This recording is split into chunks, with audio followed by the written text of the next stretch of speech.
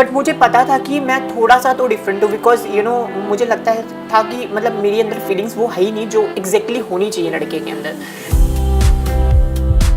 बहुत ਵੱਡੀ ਜਰਨੀ ਰਹੀ ਹੈ ਤੁਹਾਡੀ। ਇੱਕ ਮੁੰਡੇ ਦਾ ਸਰੀਰ ਸੀਗਾ, ਆਤਮਾ ਕੁੜੀ ਦੀ ਸੀਗੀ, ਤਾਂ ਉਸ ਤੋਂ ਬਾਅਦ ਫਿਰ ਉਸ ਆਤਮਾ ਨੂੰ ਵੀ ਤੁਸੀਂ ਬੋਡੀ ਦੇਤੀ ਕਿ ਤੂੰ ਕੁੜੀ ਹੈ ਤਾਂ ਤੂੰ ਕੁੜੀ ਬਣ ਕੇ ਰਹਿ। एक शरीर में दो दो आत्माएं एक साथ रहना ये बहुत बड़ी बात होती है, और दोनों को जिंदा रखना वो बहुत बड़ी बात है। ਜੋ ਦੇਵ ਠਾकुर ਇੱਕ ਮੁੰਡਾ ਸੀਗਾ, ਦਾੜੀ ਸੀਗੀ ਫੇਸ ਤੇ, ਹੈ ਨਾ, ਉਹ ਪਹਿਰਾਵਾ ਬਦਲਿਆ ਹੋਇਆ, ਉਹ हेयर ਸਟਾਈਲ ਬਿਲਕੁਲ ਡਿਫਰੈਂਟ ਸੀਗਾ। ਉਸ ਤੋਂ ਬਾਅਦ ਜਦੋਂ ਯਸ਼ਾ ਸਿੰਘ ਵਿੱਚ ਕਨਵਰਟ ਹੋਇਆ, ਦੇਵ ਠਾकुर ਟੂ ਯਸ਼ਾ ਸਿੰਘ, ਫਿਰ ਆਪਣੇ ਆਪ ਨੂੰ ਕੁੜੀ ਵਾਂਗ ਦੇਖਣਾ, ਉਹ ਪਹਿਲਾ ਰਿਐਕਸ਼ਨ ਕੀ ਸੀਗਾ ਜਦੋਂ ਤੁਸੀਂ ਫੀਲ ਕੀਤਾ ਕਿ ਹਾਂ ਹੁਣ ਮੇਰੀ ਕੁੜੀ ਵਰਗੀ ग्रोथ हो रही है? 25 साल तक 24 साल तक अपने आप को एक एज अ बॉय देखना, वो बियर्ड एंड मुस्टैंग में अच्छी तरह, अचानक बियर्ड क्लीन शेव कर देना, उसके बाद थोड़ा सा टॉप पहन लेना, जीन्स पहन लेना टाइट फिटिंग्स वाली, वो थोड़ा मेरे लिए डर वाला माहौल था, क्योंकि मुझे ऐसा लगा मैं बाहर निकली तो पक्का मुझे पहले से ज़्यादा गालियाँ बढ़ने वाली हैं लोगों से। लोग ऐसे एक्टिवा चला के भी जाऊँगी, लोग गालियाँ निकालेंगे। आपने दिमाग में बिठा लिया कि मेरे को अब सर्जरी करवानी है। अलग तरह सी चीज़ें पसंद थी, मतलब मुझे ऐसा लगता है कि आम जैसे लड़कों को लड़कियां पसंद आती होंगी, मुझे थोड़े से लड़कों की तरफ अट्रैक्शन थी कि नहीं।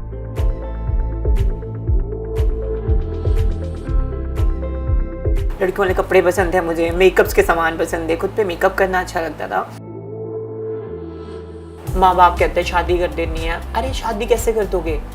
किसी आप एज अ गे या फिर as a feel like a women, जो भी आप हो, आप किसी लड़की की ज़िंदगी के साथ कैसे खेल सकते हो? यहाँ पे कंफ्यूजन थी कि मैं गे हूँ या फिर कोई सच में कोई अंदर से कोई लड़की है, या फिर मैं ऐसे रह सकती हूँ या फिर नहीं रह सकती, ये भी पता करना था मेरे को कि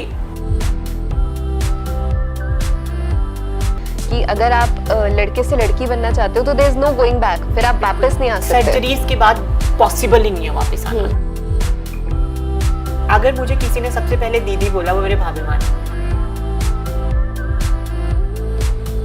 मम्मी ने कहा मेरा बेटा नहीं मेरी बेटी है। बिल्कुल, वो आप बोलते हैं, बट जब वो बात करते हैं, हाँ अच्छा तुम आओगी कि नहीं आओगी, वो आओगी वाला वर्ड्स ना, that's so relaxing for me कि हाँ फाइनली मतलब मम्मा ने वो चीज़ मतलब करनी शुरू कर दी जो मुझे पसंद है।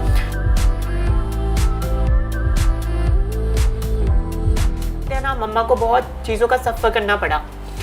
रिलेटिव्स बोलते रहे कि मतलब ये तो लड़की बन रहा है दिनों दिन, है ना, पड़ोसी बोलते रहे कि ऐसी प्रॉब्लम चल रही है, आपका बच्चा तो ऐसे दिख रहा है। मतलब मैं ये बोलना चाहती हूँ जितना मैंने फेस किया है उससे ज़्यादा कहीं मेरी माँ ने किया। उस टाइम मेरे मम्मा ने बोला बच्चा मेरा है, पूरी ज़िंदगी मैंने स्ट्रगल किया है ना, मैंने पढ़ाया लिखाया, यहाँ तक मैंने पहुँचाया, सब कुछ मैंने किया। उसके बाद अगर चीज़ें आप मेरे बच्चों के लिए डिसीजन लोगे तो ये मुझे एक्सेप्टेबल नहीं है। मैंने डिसीजन लिया है, मेरा बच्चा, your mother is an inspiration. बिल्कुल, मैंने बोला ना भगवान मैंने कभी देखा नहीं, बट मैंने अपनी माँ में जरूर देखा है। अगर आप डिफरेंट हो तो उसमें आपका कोई कसूर नहीं है। मैं बस ये बोलना चाहती हूँ कि अगर आप उस वाहिगुरु जी ने जो भी चीज़ बनाई है, परमात्मा ने, हमें सब कुछ एक्सेप्ट है तो हम क्यों नहीं, है ना।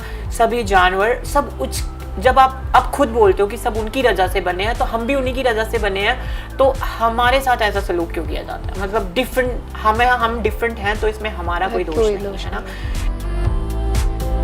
चाहती हूँ अगर उस परमात्मा ने बना ही दिया है हमें ऐसा, तो उसमें हमारा कोई कसूर नहीं है। अगर कसूर सिर्फ आपका है कि आप अदर चीज़ों को बड़े अच्छे से एक्सेप्ट कर लेते हो और हमें नहीं करते, है ना।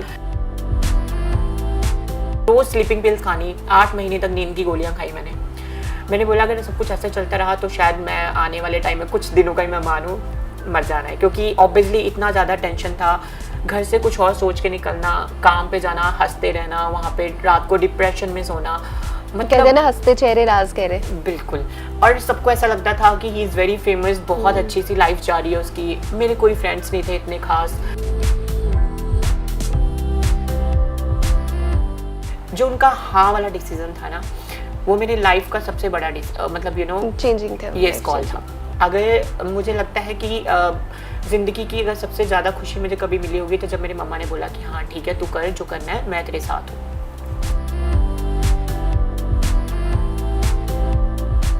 आपकी बॉडी में क्या क्या चेंजेस आए, व्हाट डिड यू फील? सबसे पहले स्किन चेंज हो गई, मतलब हेयर लेस हो गए। लाइक वॉइस तो शुरू से ही ऐसी थी, लेकिन लिटिल बिट अभी भी थोड़ी हैवी है, but still I am happy with my voice. थोड़ा सा अच्छा लगता है ऐसे। तो मतलब सबसे बड़ी बात कि स्किन सॉफ्ट हुई है। सबसे बड़ी बात जो होती है, जो बॉयज की स्किन होती है थोड़ी सी हार्ड, मसल्स थोड़े हार्ड होते हैं, तो टेस्टोस्टेरोन की क्वांटिटी बहुत ज़्यादा होती है।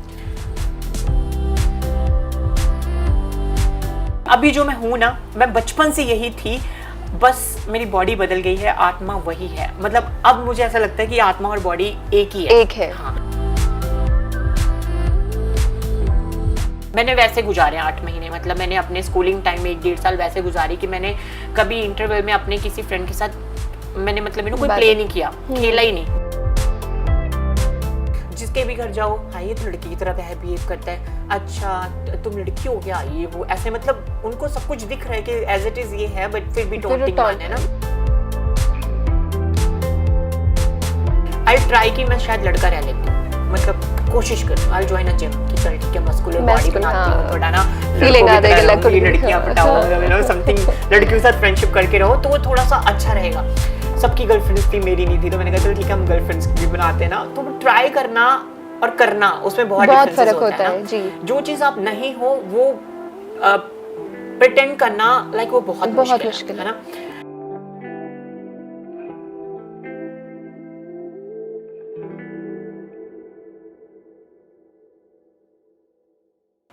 ਸਤਿ ਸ਼੍ਰੀ ਅਕਾਲ, ਤੁਸੀਂ ਦੇਖ ਰਹੇ ਹੋ ਡੇਲੀ ਪੋਸਟ ਪੰਜਾਬੀ। ਮੈਂ ਹਾਂ ਜਸਨੂਰ ਤਵਨ।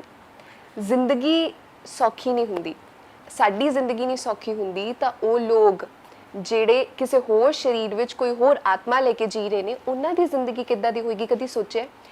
ਟਰਾਂਸਜੈਂਡਰ ਜਿਹਾ ਸ਼ਬਦ ਜਦੋਂ ਕੋਈ ਘਰ ਵਿੱਚ ਖੁਸ਼ੀ ਆਉਂਦੀ ਹੈ ਤਾਂ ਅਸੀਂ ਉਹਨਾਂ ਨੂੰ ਜ਼ਰੂਰ ਸੱਦਦੇ ਹਾਂ, ਪਰ ਜੇ ਉਹ ਵੈਸੇ ਸਾਨੂੰ ਕਿਤੇ ਮਿਲ ਜਾਣ ਅਸੀਂ ਕਿੰਨਾ ਡਰਦੇ ਹਾਂ ਆਪਣੇ ਬੱਚਿਆਂ ਨੂੰ ਉਹਨਾਂ ਕੋਲ ਭੇਜਣ ਲਈ ਜਾਂ ਆਪ ਉਹਨਾਂ ਕੋਲ ਜਾਣ ਲਈ, ਕਿੰਨਾ ਡਰ ਰਹਿੰਦਾ, ਕਿਉਂਕਿ ਜੇ ਕਾਨੂੰਨ ਵੀ ਉਹਨਾਂ ਨਾਲ ਹੈ ਪਰ ਫਿਰ ਵੀ ਸਮਾਜ ਨੇ ਉਹਨਾਂ ਨੂੰ ਐਕਸੈਪਟੈਂਸ ਨਹੀਂ ਦਿੱਤੀ। ਕੁਝ ਸਮੇਂ ਪਹਿਲੇ ਮੈਂ ਦੇਖਿਆ ਕਿ ਟਰਾਂਸਜੈਂਡਰ ਦੇ ਕੁਝ ਲੋਕ ਲੜ ਰਹੇ ਸੀਗੇ, ਇੱਕ ਸੁਸਾਇਟੀ ਦੇ ਵਿੱਚ ਉਹਨਾਂ ਨੂੰ ਘਰ ਨਹੀਂ ਲੈਣ ਦੇ ਰਹੇ ਸੀ। ਕਿਉਂ? ਕਿਉਂਕਿ ਉਹ ਲੋਕਾਂ ਦਾ ਕਹਿਣਾ ਸੀ ਸਾਡੀ ਸੁਸਾਇਟੀ ਦੇ ਵਿੱਚ, ਸਾਡੇ ਏਰੀਆ ਦੇ ਵਿੱਚ ਅਸੀਂ ਟਰਾਂਸਜੈਂਡਰਸ ਨੂੰ ਨਹੀਂ ਆਉਣ ਦੇਣਾ। ਇਹੋ ਜਿਹਾ ਸਮਾਂ 21ਵੀਂ ਸਦੀ ਦੀ ਗੱਲ ਕਰਦੇ ਹਾਂ ਅਸੀਂ ਕਿ ਅਸੀਂ ਆਪਣਾ ਕਲਚਰ ਵਾਈਡ ਕਰ ਲਿਆ, ਅਸੀਂ ਸਾਡੀ ਸੋਚ ਖੁੱਲੀ ਹੋ ਗਈ, ਅਸੀਂ ਚੰਗਾ, ਅਸੀਂ ਹਰ ਇੱਕ ਚੀਜ਼ ਐਕਸੈਪਟ ਕਰਨੀ ਸ਼ੁਰੂ ਕਰ ਦਈਏ। ਤਾਂ ਜੇ ਬਾਹਰ ਦੇ ਕਲਚਰ ਤੇ ਇੰਡੀਆ ਦੇ ਕਲਚਰ ਦੀ ਹੁਣ ਗੱਲ ਕਰਦੇ ਆ, ਬਾਹਰ ਤਾਂ ਕੋਈ ਕਿਸੇ ਨੂੰ ਟਰਾਂਸਜੈਂਡਰ ਨੂੰ ਗੰਦੀ ਨਜ਼ਰ ਨਾਲ ਨਹੀਂ ਦੇਖਦਾ, ਕੋਈ ਉਹਨਾਂ ਤੋਂ ਡਰਦਾ ਨਹੀਂ ਹੈ, ਉਹ ਨਾਰਮਲ ਲੋਕਾਂ ਦੇ ਵਾਂਗ ਜ਼ਿੰਦਗੀ ਜੀਂਦੇ ਨੇ। ਪਰ ਇੱਥੇ ਕਿਉਂ, ਇੰਡੀਆ ਦੇ ਵਿੱਚ ਕਿਉਂ ਫਰਕ ਕਿਉਂ ਲੱਗਦਾ ਤੁਹਾਨੂੰ? ਉੱਥੇ ਤਾਂ ਆਮ ਸੜਕਾਂ ਤੇ ਉਹ ਗੁਜ਼ਰਦੇ ਨੇ। ਜੇ ਬਾਹਰਲੇ ਦੇਸ਼ਾਂ ਵਰਗਾ ਹੀ ਇੰਡੀਆ ਨੂੰ ਵੀ ਬਣਾਉਣਾ, ਆਪਣਾ ਮੁਲਕ ਵੀ ਬਾਹਰਲੇ ਮੁਲਕਾਂ ਵਰਗਾ ਹੀ ਬਣਾਉਣਾ, ਤਾਂ ਸਭ ਤੋਂ ਪਹਿਲੇ ਜੋ ਬਦਲਾਵ ਆਉਣਾ ਚਾਹੀਦਾ, ਸਰਕਾਰਾਂ ਨੂੰ ਬਾਅਦ ਚੋਂ ਟੌਂਟ ਮਾਰਿਓ, ਪਹਿਲੇ ਆਪਣੀ ਸੋਚ ਵਿੱਚ ਬਦਲਾਵ ਲਿਆਓ। अपनी सोच ਵਿੱਚ ਬਦਲਾਵ ਲਿਆਣਾ ਇਸ ਵਕਤ ਬਹੁਤ ਜ਼ਰੂਰੀ ਹੈ, ਕਿਉਂਕਿ ਬਹੁਤ ਸੇ ਲੋਕ ਕੁੱਟ ਕੇ ਜਿੰਦੇ ਜੋ ਟਰਾਂਸਜੈਂਡਰਸ ਹੁੰਦੇ ਹੈ, ਜਾਂ ਫਿਰ ਕਈ ਵਾਰ ਉਹਨਾਂ ਨੂੰ ਅਜਿਹਾ ਸਟੈਪ ਲੈਣਾ ਪੈਂਦਾ ਹੈ ਕਿ ਬਹੁਤ ਬੋਲਡ ਸਟੈਪ ਕਿ ਅਸੀਂ ਉਸ ਦਲਦਲ ਚੋਂ ਬਾਹਰ ਨਿਕਲੀਏ ਤੇ ਆਪਣੀ ਜ਼ਿੰਦਗੀ ਸੌਖੀ ਬਣਾਈਏ, ਕਿਉਂਕਿ ਸਰੀਰ ਕੁਝ ਹੋਰ, ਆਤਮਾ ਕੁਝ ਹੋਰ। ਤੁਸੀਂ ਆਪ ਸੋਚ ਕੇ ਦੇਖੋ ਕਿ ਕਿੰਨਾ ਔਖਾ ਹੋਏਗਾ। ਤੇ ਅੱਜ ਇਹ ਕਹਾਣੀ ਤੁਹਾਨੂੰ ਸੁਣਾਉਣ ਜਾ ਰਹੇ ਹਾਂ ਉਹਨਾਂ ਦੀ। ਉਹ ਸ਼ਖਸੀਅਤ ਹੈ ਜਿਨ੍ਹਾਂ ਨੇ ਇਹ ਨਹੀਂ ਸੋਚਿਆ, ਡਰੇ ਬਹੁਤ ਘਰਦਿਆਂ ਤੋਂ ਵੀ ਕਿ ਫੈਮਿਲੀ ਕਿੱਦਾਂ ਬੋਲੇਗੀ, ਮੈਨੂੰ ਰਿਲੇਟਿਵਸ ਕੀ ਕਹਿਣਗੇ, ਮੇਰੇ ਫਰੈਂਡਸ ਐਕਸੈਪਟ ਕਰਨਗੇ ਕਿ ਨਹੀਂ, ਕਿਉਂਕਿ ਜਦੋਂ ਇੱਕ ਤੁਹਾਡਾ ਨਾਮ ਹੁੰਦਾ ਹੈ ਤਾਂ ਐਡਾ ਵੱਡਾ ਚੇਂਜ ਲਿਆਉਣਾ ਜ਼ਿੰਦਗੀ ਦੇ ਵਿੱਚ ਬਹੁਤ ਮਾਇਨੇ ਰੱਖਦਾ ਹੈ, ਕਿਉਂਕਿ ਤੁਹਾਡੀ ਪੂਰੀ ਰੈਪੂਟੇਸ਼ਨ ਸਟੇਕ ਤੇ ਹੁੰਦੀ ਹੈ, ਤੁਹਾਡੀ ਫੈਮਿਲੀ ਰੈਪੂਟੇਸ਼ਨ ਸਟੇਕ ਤੇ ਹੁੰਦੀ ਹੈ। ਪਰ ਬਹੁਤ ਸੋਹਣੀ ਕਹਾਣੀ ਹੈ ਤੇ ਮੈਨੂੰ ਲੱਗਦਾ ਹੈ ਕਿ ਬਹੁਤ ਸੇ ਲੋਕਾਂ ਨੂੰ ਇਨਸਪਾਇਰ ਵੀ ਕਰੇਗੀ ਕਿ ਆਪਣੀ ਤੁਹਾਡੀ ਜ਼ਿੰਦਗੀ ਹੈ ਤੇ ਤੁਸੀਂ ਕਿਸ ਤਰ੍ਹਾਂ ਜ਼ਿੰਦਗੀ ਨੂੰ ਜੀਣਾ ਹੈ ਤੁਹਾਡੇ ਹੱਥਾਂ ਦੇ ਵਿੱਚ। ਆਓ ਤੁਹਾਡੀ ਮੁਲਾਕਾਤ ਕਰਾ ਦਿੰਦੇ ਆ। ਮੈਂ ਹੀ ਬਹੁਤ ਕੁਝ ਬੋਲਤਾ ਤਾਂ ਹੁਣ ਇਹਨਾਂ ਨਾਲ ਗੱਲ ਕਰ ਲੈਂਦੇ ਆ। ਯਸ਼ਾ ਜੀ, ਦੇਵ ਠਾਕੁਰ ਟੂ ਯਸ਼ਾ ਸਿੰਘ, ਬਹੁਤ ਬਹੁਤ ਸਵਾਗਤ ਹੈ ਡੇਲੀ ਪੋਸਟ ਪੰਜਾਬੀ ਤੇ। So much. ਬਹੁਤ ਵੱਡੀ ਜਰਨੀ ਰਹੀ ਹੈ ਤੁਹਾਡੀ। ਇੱਕ ਮੁੰਡੇ ਦਾ ਸਰੀਰ ਸੀਗਾ, ਆਤਮਾ ਕੁੜੀ ਦੀ ਸੀਗੀ, ਤਾਂ ਉਸ ਤੋਂ ਬਾਅਦ ਫਿਰ उस आत्मा ਨੂੰ ਵੀ ਤੁਸੀਂ बॉडी देती कि तू कुड़ी है तो तू कुड़ी बन के रह। जी बिल्कुल। मतलब ये जर्नी एक्सप्लेन करने के लिए तो मतलब मुझे लगता है बहुत टाइम लग जाएगा, बट तकलीफ़ें बहुत कुछ बयां कर देती हैं। और शायद मैंने बहुत कुछ ट्रैवल किया है इन सब की वजह से, मतलब मेरे जैसे बहुत सारे लोग हैं जो ट्रैवल अभी कर भी रहे हैं।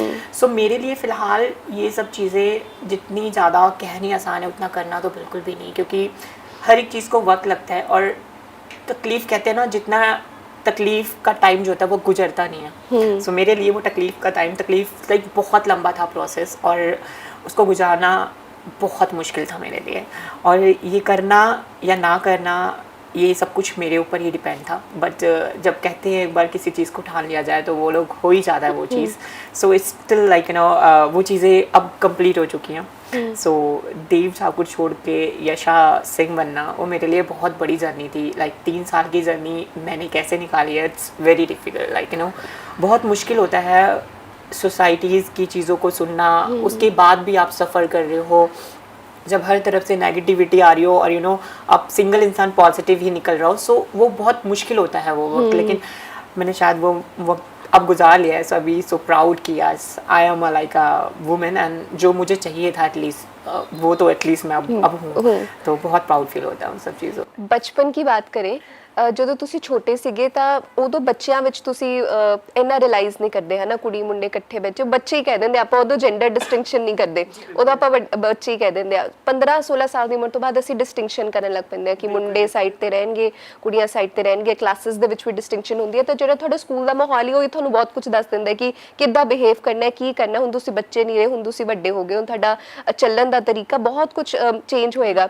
ਘਰ ਦੇ ਵਿੱਚ ਦੇ ਇੱਕ ਮੁੰਡਾ ਤੇ ਕੁੜੀ ਹੋਣ ਤਾਂ ਉਹਨਾਂ ਦੀ ਅਲੱਗ ਰਿਸਟ੍ਰਿਕਸ਼ਨਸ ਲੱਗ ਜਾਂਦੀਆਂ, ਮੁੰਡੇ ਨੂੰ ਕੁਝ ਸਿਖਾਇਆ ਜਾਂਦਾ, ਕੁੜੀ ਦੀ ਪੇਰੈਂਟਿੰਗ ਹੈ ਉਹ ਡਿਫਰੈਂਟ ਤਰੀਕੇ ਨਾਲ ਕੀਤੀ ਜਾਂਦੀ ਹੈ। ਤੁਸੀਂ ਕਦੋਂ ਰਿਅਲਾਈਜ਼ ਕੀਤਾ ਕਿ ਮੈਂ ਮੇਰੇ 'ਚ ਜੋ ਮੇਰਾ ਸਰੀਰ ਹੈ ਉਹ ਮੈਂ ਨਹੀਂ ਆ, ਉਹ ਕੁਝ ਹੋਰ ਹੈ?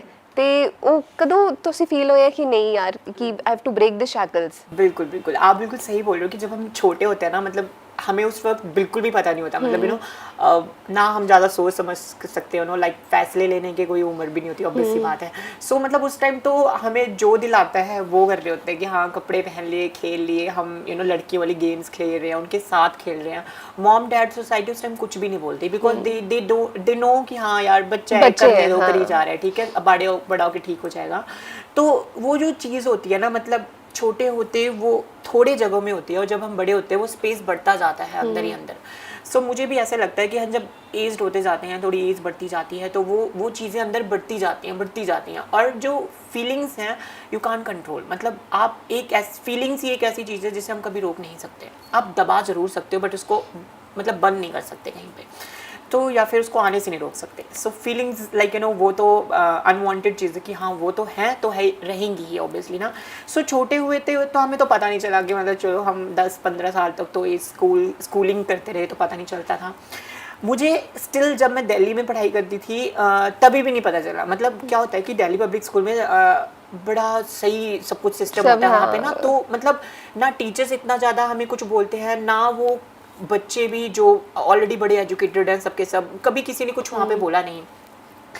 बट मुझे पता था कि मैं थोड़ा सा तो डिफरेंट हूँ, बिकॉज मुझे लगता है था कि मतलब मेरी अंदर फीलिंग्स वो है ही नहीं जो एग्जैक्टली होनी चाहिए लड़के के अंदर, क्योंकि मैंने कभी वैसा फील ही नहीं किया। ऑब्वियस सी बात है, मतलब छोटी छोटी बातों पे मैंने नखरे दिखाने, गुस्से हो जाना मम्मी से, मेरे को नहीं चाहिए, मेरे को नहीं करना है ना, वो चीज़ें चलती रही। मतलब मुझे कभी मैं इमोशनल भी बहुत कि मतलब कुछ भी थोड़ा सा डांट दिया बस मैंने रोने बैठ जाना है कि भाई मैं बेड का कोना पकड़ लिया और बैठ रो रही हूँ मैं। तो मतलब मम्मा कहते लड़कियों की तरह मत बिहेव कर, तो मतलब वो थोड़ा सा लगता था कि कुछ तो गड़बड़ है। मतलब फिर जब हम दिल्ली में मैंने दिल्ली में जब मैंने 7th तक स्टडी की, तो तब क्या था कि मैं वही 13-14 साल की होंगी इस टाइम पे। तो अब मुझे थोड़ा सा तो लगा कि कुछ तो डिफरेंट चल रहा है, मतलब क्योंकि मुझे अलग तरह से चीज़ें पसंद थी। मतलब मुझे ऐसा लगता है कि आम जैसे लड़कों को लड़कियां पसंद आती होंगी, मुझे थोड़े से लड़कों की तरफ अट्रैक्शन थी कि नहीं यार, मतलब मुझे लड़कियों की तरफ कुछ था ही नहीं। तो मतलब खुद से ही पूछना कि मतलब ऐसा क्यों चल रहा है ये सिस्टम, अगर मैं ट्राई भी करूँ तो नहीं भी होता था। हाँ मुझे उनके साथ खेलना कूदना मतलब घूमना ज़रूर पसंद था, बट एक लाइकिंग होता है ना ऑपोजिट जेंडर वाला, वो बिल्कुल भी नहीं था। लड़कियों वाले कपड़े पसंद है मुझे, मेकअप्स के सामान पसंद है, खुद पे मेकअप करना अच्छा लगता था। मतलब वो चीज़ें क्या हुआ चलती रहती थी धीरे धीरे। बट पता क्या होता है, जब एक आप अच्छी सोसाइटी और अच्छे एटमॉस्फेयर में रह रहे हो तब हम उन चीज़ों पे बहुत ज़्यादा ध्यान नहीं देते, ना ही लोग ज़्यादा देते थे। तो उसके बाद क्या हुआ कि हमारी फैमिली की कंडीशन थोड़ी ख़राब थी। We are belong like an middle class family. So मम्मा यहाँ पे आ गए, पंजाब में आ गए, तो मुझे उठा के सरकारी स्कूल में डाल दिया। तो अब क्या हुआ कि कॉन्वेंट स्कूल से दिल्ली पब्लिक स्कूल से सरकारी स्कूल में जाना, मुझे लगता है कि मैसिव चेंज है, बहुत सब कुछ बदल गया, मेरी दुनिया बदल दी। एग्जैक्टली सोसाइटी बदल गई, लोग बदल गए, आसपास के पड़ोस में जो थे उनकी मेंटालिटी, क्योंकि जब हम क्या कहते हैं, हम जब एटमॉस्फेयर बदलते हैं ना तो चीज़ें बदल जाती हैं। और जब हम यहाँ सरकारी स्कूल में आए तो मतलब मुझे विद इन वीक पता चल गया कि मतलब या फिर मैं मरी जाऊंगा या फिर मेरे को स्कूल नहीं जाना। क्योंकि आई डोंट नो, जो बॉयज़ थे वो गलत तरीके से ट्रीट कर रहे थे और उन्होंने गलत तरीके से बुलाना शुरू किया।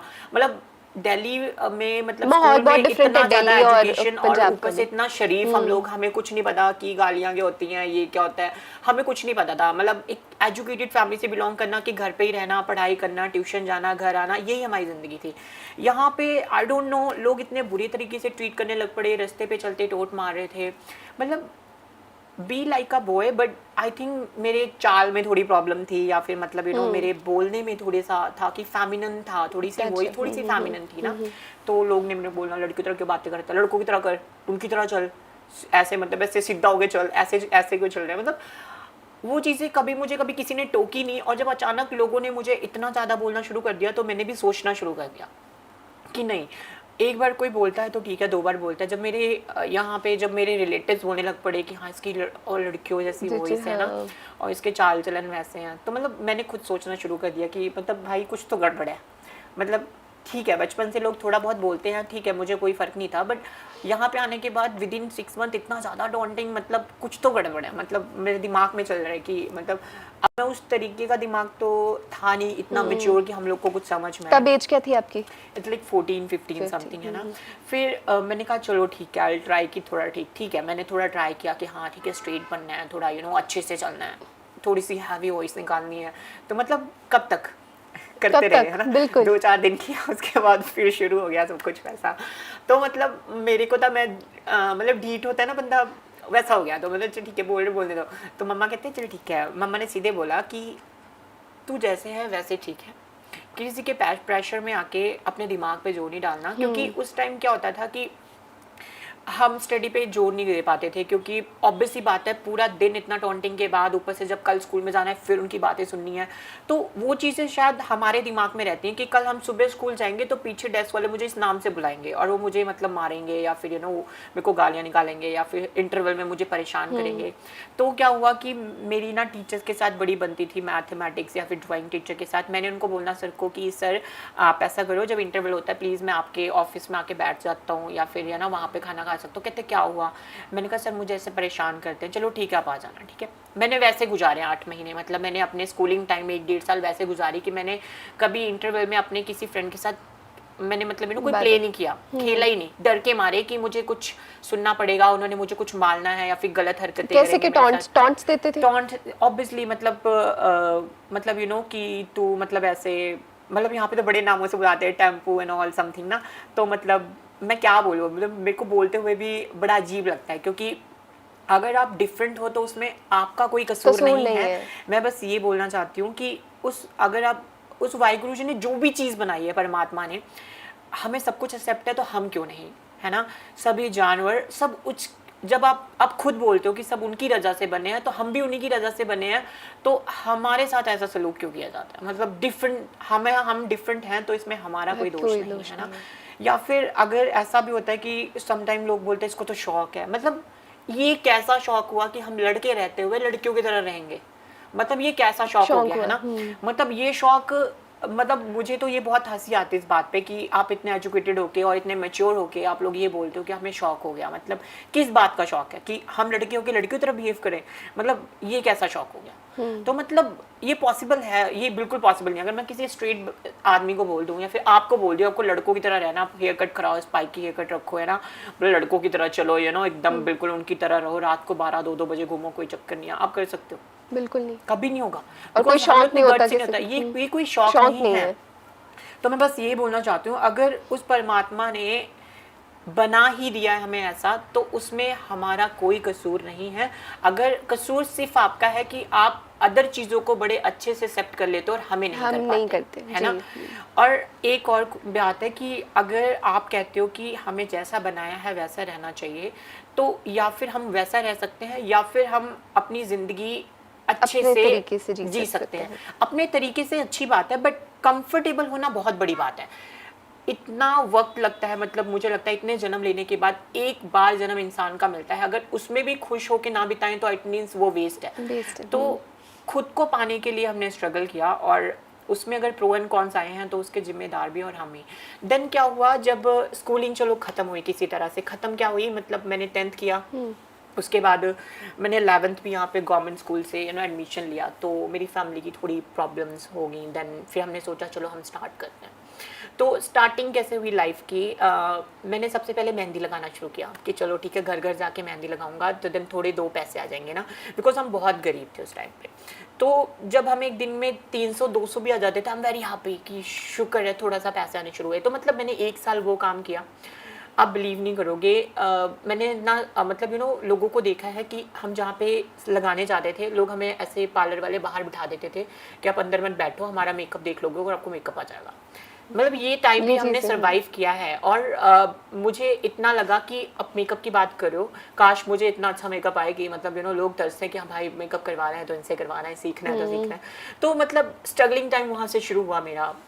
जब हम बाहर निकलते हैं तो शायद हमें चीज़ों का सामना और करना पड़ता है, क्योंकि घर में रहने के बाद दायरा छोटा होता है और बाहर निकलने के बाद वही दायरा बहुत बड़ा हो जाता है। सो अब क्या हुआ कि वो दायरा बढ़ गया, लोग बढ़ गए, सोसाइटी बड़ी हो गई। अब लोगों की लोगों को अब और ज़्यादा सहन करना पड़ रहा है। जिसके भी घर जाओ, हाँ ये तो लड़की की तरह बिहेव करता है, अच्छा तुम लड़की हो क्या, ये वो ऐसे, मतलब उनको सब कुछ दिख रहा है कि एज इट इज़ ये है, बट फिर भी टोंटिंग मान है ना, सोसाइटी ऐसी वो भी सुना। अब हमारे बीच में क्या था कि हम लोग बहुत अच्छी फैमिली से बिलोंग करते थे, परवरिश इतनी अच्छी रही कि हमने कभी पलट के किसी को जवाब नहीं दिया, ना ही कभी गलत शब्दों में, ना ही मैंने कभी उनको कभी कुछ बोला, क्योंकि हमारे अंदर वो था ही नहीं कुछ नेगेटिव ना। सो मैंने कहा चलो ठीक है, एक्सेप्ट करते हैं, ठीक है नहीं करते तो फिर भी ठीक है ना, हमें सिर्फ अभी अपने फैमिली और अपने आप से मतलब था। तो स्ट्रगल टाइम शुरू हुआ, वहाँ से चलता गया। फिर धीरे धीरे 2017 मेरे आइडल नईम खान सर, मैंने उनसे ट्रेनिंग ली। तो ट्रेनिंग लेने के बाद सडनली लाइफ में क्या होता है ना, स्टार्स अच्छे होते हैं, हाइप मिलती है। सो मैं उनका फेवरेट स्टूडेंट था। देन उसके बाद क्या हुआ कि वो हाइप शुरू हुई, उसके बाद हम become very famous as a Dev Thakur. तो उसके बाद मैं बहुत फेमस हो गया। उसके बाद क्या हुआ कि मुझे डर लगा कि अब इस स्टेज पे एक लड़का होना बहुत ज़रूरी है, क्योंकि अगर मैंने कुछ ऐसा वैसा बिहेव किया तो शायद लोग मुझे और ज़्यादा करियर स्टेज पे आ जाएगा। करियर, हाँ, जब आपके पास बिजनेस होता है ना, बहुत डरते हो बिल्कुल कि हाथ से सब कुछ चला जाएगा अगर मैंने कुछ गलत डिसीजन लिए। I'll take a decision when I'm 19-20 ना, कि हाँ ठीक है। अब क्या करते हैं कि लोगों के बहुत ज़्यादा डॉन्टिंग बढ़ गई हैं। I'll try कि मैं शायद लड़का रह लेती हूँ, मतलब कोशिश करती हूँ। I'll join a gym कि चल ठीक है, मस्कुलर बॉडी बनाती हूँ, थोड़ा ना लड़कियाँ पटाओ, समथिंग, लड़कियों के साथ फ्रेंडशिप करके रहो तो वो थोड़ा सा अच्छा रहेगा। सबकी गर्लफ्रेंड्स थी, मेरी नहीं थी, तो मैंने कहा चल ठीक है हम गर्लफ्रेंड्स भी बनाते हैं ना। तो ट्राई करना और करना, उसमें बहुत डिफरेंस होता है जी। जो चीज़ आप नहीं हो वो प्रिटेंड करना लाइक वो बहुत मुश्किल है ना। अगर मतलब आप लड़की नहीं हो, आपको लड़की की तरह बनना पड़ रहा है, सो मुझे लगता है इससे बुरा कुछ और नहीं है। तो हमेशा की तरह मतलब मुझे बस एक साफ सीधी बात कि एक शरीर में 2-2 आत्माएं एक साथ रहना ये बहुत बड़ी बात होती है, और दोनों को जिंदा रखना वो बहुत बड़ी बात है। सो मतलब टाइम टू टाइम वो चीज़ें बढ़ती रहती हैं, जो चीज़ें हम दबा के रखते हैं ना। आप एक चीज़ें ज़्यादा टाइम तक दबा के रखोगे, शायद वो नीचे इतनी ज़्यादा हो जाती हैं कि एक टाइम पे जब ब्लास्ट होती हैं तो आपकी रियलिटी ख़त्म कर देती है वो, जब बाहर आती हैं। तो सेम वैसा ही हुआ। 3 साल स्ट्रगल करने के बाद व्हेन आई एम 24 देन इतना ज़्यादा फ्रस्ट्रिंग हो गया, मतलब मतलब मेरे को माइग्रेन प्रॉब्लम हो गई। देन उसके बाद मेंटली अपसेट होने लग पड़ा कि बहुत कुछ गड़बड़ चल रहा है ज़िंदगी में, मतलब मुझे ऐसा लग रहा है कि मैं बहुत दब गया हूँ, पूरा दिन लड़कों की तरह बिहेव करके। देन उसके बाद शाम को ये क्या हो गया, ओ माय गॉड, मतलब ऐसा कुछ करना। सो मतलब दिन रात सोचते रहना कि अब क्या बनेगा। मतलब ठीक है, पैसा आने के बाद माँ बाप कहते हैं शादी कर देनी है। अरे शादी कैसे कर दोगे किसी, आप एज अ गे या फिर as a feel like a women, जो भी आप हो, आप किसी लड़की की ज़िंदगी के साथ कैसे खेल सकते हो। मतलब सबसे बड़ी बात हमारी सोसाइटी में ये बहुत ज़्यादा है कि माँ बाप को पता होने के बावजूद भी वो उनके साथ ऐसे शादी कर देता है। वो फ्रेंड्स लाइक हैं बहुत सारे जिनकी शादी हो चुकी है, बट मुझे ऐसा लगता है आप इस तरीके से बहुत सारे लोगों की ज़िंदगी के साथ खिलवाड़ कर देते हो। तो इससे बेटर है you can take a decisions at least अपने लिए, ना सही उन लोगों के लिए जिनकी ज़िंदगी आप बर्बाद करने जा रहे हो। So I just say to my mom and dad कि स्ट्रेटली कि नहीं भाई मेरे को शादी नहीं करनी, बिकॉज जब वैसी कोई फीलिंग ही नहीं है तो शादी करने का कोई मतलब ही नहीं बनता। मम्मा कहते चलो ठीक है 1-2 साल निकलने दो, अपने आप ठीक हो जाएगा ना टाइम के साथ। मतलब उनको पेरेंट्स को ऐसा लगता है कि चीज़ें स्टार्टिंग में ठीक होती हैं, वो धीरे जब वो मैच्योर होंगे तो खुद अपने आप हो ठीक हो जाएंगे। पर वो मुझे सोच ऐसा नहीं है कि लगता। मुझे लगता है जब चीज़ें आपको दिखें आप उनको समझो, ना कि उन पे कंट्रोल करो, क्योंकि जब चीज़ें बच्चा करता है एटलीस्ट वो जानबूझ के नहीं नहीं करता, करता। वो इंटरनली फीलिंग्स होती हैं जब वो कर रहा होता है। हम हमेशा बच्चों को इग्नोर कर देते हैं कि चलो कोई बात नहीं, छोटा है, गलती कर दी, या फिर छोटा है, बिहेव कर रहा है, कोई बात नहीं, बड़ा होकर ठीक हो जाएगा। बट मुझे लगता है कि वो एक ट्रू टाइम होता है जब बच्चा अपनी रियलिटी दिखाता है कि मैं एग्जैक्टली ऐसा हूँ, बड़ा होकर ऐसा ही बनूंगा। मुझे ऐसा लगता है, तभी मैं बोलती हूँ ना, जब बच्चे बदमाश होते हैं उन पे कंट्रोल कर लो, क्योंकि बड़े होके और भी ज़्यादा शैतान हो सकते हैं ना। तो मुझे वो चीज़ें थोड़ी सी थी। तो मम्मा ने उस टाइम तो कुछ नहीं बोला, तो मम्मा कहते चलो बड़े होके ठीक हो अपने आप जाएगा ठीक हो जाएंगे। देन उसके बाद टाइम आया कि आई टेक अ डिसीजंस कि हाँ चलो ठीक है। तो मतलब बड़ी मुश्किल से व्हेन आई एम 25 तो मैंने सोचा कि मैं डिसीज़न लेती हूँ कि कुछ करना है। तो सबसे पहली बात तो इतने डिप्रेशन में रोज जाना, मेडिसिन खाना, स्लीपिंग पिल्स खा लेना कि मतलब देव ठाकुर रोता था उस टाइम। बिल्कुल बिल्कुल एज अ देव ठाकुर ही मैंने ये सब किया है। तो रोज स्लीपिंग पिल्स खानी, 8 महीने तक नींद की गोलियां खाई मैंने बोला अगर सब कुछ ऐसे चलता रहा तो शायद मैं आने वाले टाइम में कुछ दिनों का ही मैं मानूं मर जाना है, क्योंकि ऑब्वियसली इतना ज़्यादा टेंशन था, घर से कुछ और सोच के निकलना, काम पे जाना, हंसते रहना, वहाँ पे रात को डिप्रेशन में सोना, कहते हैं ना हंसते चेहरे राज कह रहे। बिल्कुल। और सबको ऐसा लगता था कि ही इज़ वेरी फेमस, बहुत अच्छी सी लाइफ जा रही है उसकी। मेरे कोई फ्रेंड्स नहीं थे इतने खास, मतलब ना मैं कभी किसी को ज़्यादा मिलती थी ना ही नहीं मिलती थी, बट 1-2 फ्रेंड्स थे जिनके साथ थोड़ा चिल मार लेना कि चलो ठीक है। बट मैं डरती भी थी कि मैं अगर इनके साथ फ्रेंडशिप कर लूँगी, इन्होंने अगर कभी कुछ मेरी पर्सनल चीज़ें बता दी किसी मेरे स्टूडेंट्स को तो उन्होंने हंसना है मेरे ऊपर। मतलब वो होता है ना, कईयों को फ़र्क पड़ता है उन चीज़ों से, कईयों को नहीं पड़ता। मुझे लगता है हमारी कम्युनिटी में इन्हीं चीज़ों की वजह से बहुत ज़्यादा सुसाइड केसेस भी आते हैं, बट वो बाहर नहीं निकल पाते। अभी मैं बात तो नहीं करना चाहती, बट स्टिल हमारे जलंधर में हमारे फ्रेंड्स की सी लाइंस का था, वो ये था, उसकी डेथ हुई थी, नाम मैं लेना नहीं चाहूँगी। तो इसी टॉपिक्स की वजह से ही डेथ हो जाती है, इन्हीं सब चीज़ों की वजह से। तो मैं बस ये बोलना चाहती हूँ कि अगर आपके घर में कोई ऐसा है तो हाथ जोड़ के उनको समझने की कोशिश कीजिए। कल को आप अपना बच्चा खो दें, इससे बेटर आप उनको समझ लीजिए, है ना। एटलीस्ट वो जिंदा तो रहेगा, है ना, आपके लिए। शायद वो आपके बेटे से ज़्यादा आपको ज़्यादा खुशियाँ दे सके, या फिर उस रूप में ना सही, वो जो चाहता है वो करके उससे कहीं ज़्यादा खुशी आपको दे सके, है ना। आप किसी चीज़ को बांध के रखोगे कब तक, मतलब फीलिंग्स को आप कभी ज़िंदगी भर बांध के दबा के नहीं सकते। क्या करता है फिर बच्चा, आज़ाद होने के लिए पिंजरा तोड़ने की कोशिश करता है, और जिस दिन पिंजरा टूट गया वो आपके कभी नहीं आएगा। तो मैं बस पेरेंट्स को ही बोलना चाहती हूँ, अगर कोई है तो समझो, अगर जिस दिन बच्चा हाथ से गया वापस कभी नहीं आते वो। आपके पेरेंट्स ने समझा आपको? जी बिल्कुल। मेरी मम्मा, मैं आपको, ये मेरे लिए सबसे बड़ी बात थी, मेरी डैड के साथ ज़्यादा नहीं बनती, मतलब ठीक है, मतलब डैड के साथ ठीक है बचपन से ही, क्योंकि मॉम डैड थोड़े अलग रहे हैं पहले, फिर उसके बाद एक साथ हुए, तो हमारी ट्विनिंग नहीं है पापा के साथ, क्योंकि मेरी पूरी बचपन से जब तक मैंने 10th क्लियर किया, 11th तक, तब तक पापा अलग रहे मम्मा से थोड़ा, पापा गांव में रहे, मम्मी फिर यहाँ पे रहे, तो हमारे बीच में ट्विनिंग नहीं थी। तो मेरी मम्मा के साथ ही ज़्यादा बनती थी, मतलब तो मम्मा ने कभी मेरे को कुछ बोला नहीं, मतलब बचपन से मम्मा ने मेरे लिए इतना स्ट्रगल किया है। मैं बस ये बोलती हूँ कि अगर मैंने कभी भगवान देखा है तो अपनी माँ में देखा है, क्योंकि मैंने तो कभी भगवान देखा ही नहीं है। तो सबसे पहली बात, अगर भगवान कभी नज़र आए तो मेरी माँ में। जो उनका हाँ वाला डिसीजन था ना, वो मेरी लाइफ का सबसे बड़ा मतलब चेंजिंग था, यस कॉल था। अगर मुझे लगता है कि ज़िंदगी की अगर सबसे ज़्यादा खुशी मुझे कभी मिली होगी तो जब मेरी मम्मा ने बोला कि हाँ ठीक है, तू कर जो करना है, मैं तेरे साथ हूँ। सबसे ज़्यादा उस टाइम अच्छा लगा।